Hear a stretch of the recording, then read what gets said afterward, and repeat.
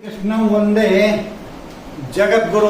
मैं कैलाश शास्त्री एक बार फिर से आप सभी का अपने चैनल संस्कृत शिक्षा चैनल पर हार्दिक अभिनंदन करता हूं, स्वागत करता हूं।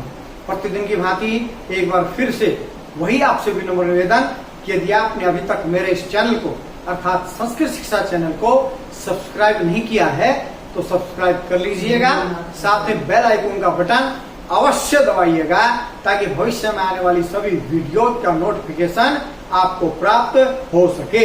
वीडियो में अंत तक बने रहिएगा।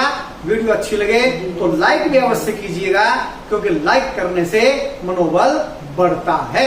इसी के साथ वीडियो को शेयर भी अवश्य कीजिएगा ताकि आपके मित्रगण भी आजकल जो अलंकार करा रहे हैं उन अलंकारों के विषय में अच्छी प्रकार से समझ सकें, जान सकें।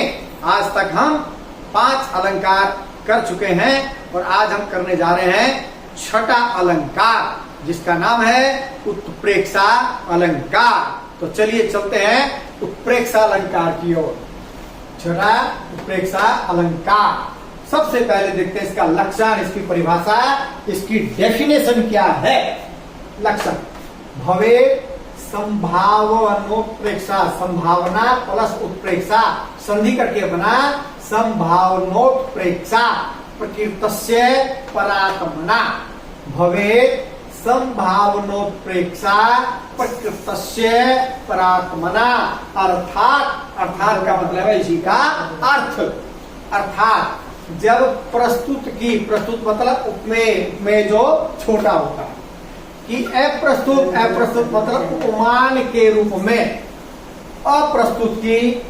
प्रस्तुत के रूप में संभावना व्यक्त की जाए कि भाई ये उपमेय नहीं, ये तो उपमान ही है, ये प्रस्तुत नहीं, ये अप्रस्तुत ही है। तो ऐसी संभावना जहां पर व्यक्त की जाए तब उत्प्रेक्षा अलंकार होता है। अर्थात जहां पर उपमेय में उपमान की ऐसी संभावना व्यक्त की जाए, ऐसा प्रतीत हो मानो वही क्या है, उपमान है, ऐसी संभावना ही उत्प्रेक्षा अलंकार होता है। अर्थात जब प्रस्तुत उपमेय की या प्रस्तुत उपमान के रूप में संभावना की जाए तब उत्प्रेक्षा अलंकार होता है।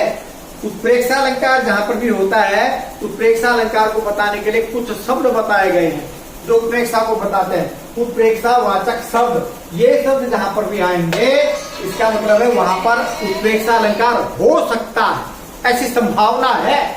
मन्ये, संके, ध्रुवम, प्रायः, नूनम, इव इत्यादि ये वे शब्द हैं, वे पद हैं जिनके आने पर उत्प्रेक्षा अलंकार की संभावना होती है।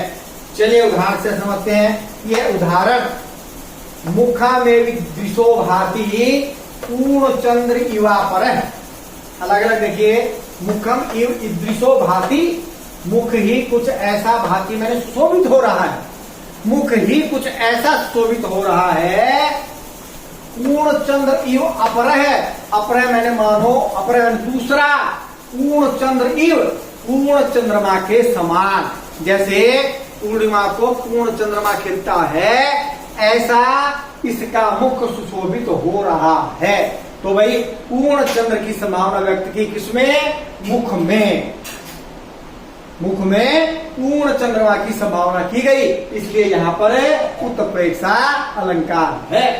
मुखम विदृशो भाति, मुख कुछ इस प्रकार से शोभित हो रहा है। इव का यहाँ पर मानो, मन्ये, इव मानो, अपर है पूर्ण चंद्र है, अपर मैंने दूसरा, पूर्ण चंद्र मैंने पूर्ण चंद्रमा है। एक तो आकाश में है ही, और ये दूसरा कौन सा है, ये मुख है जिसको हम देख रहे हैं। यह मुख चंद्रमा की भांति इस प्रकार चमक रहा है, शोभित हो रहा है, मानो यह दूसरा पूर्ण चंद्रमा है। तो पूर्ण चंद्रमा की मुख में संभावना की गई है, इसलिए यहाँ पर उत्प्रेक्षा अलंकार है। आशा करता हूँ आपको उत्प्रेक्षा अलंकार समझ में आ गया होगा। आज के लिए इतना ही। मिलते हैं कल एक नए अलंकार के साथ, एक नई ऊर्जा के साथ। आप बने रहिए संस्कृत शिक्षा चैनल के साथ। तब तक के लिए जय भारत, जय भारती।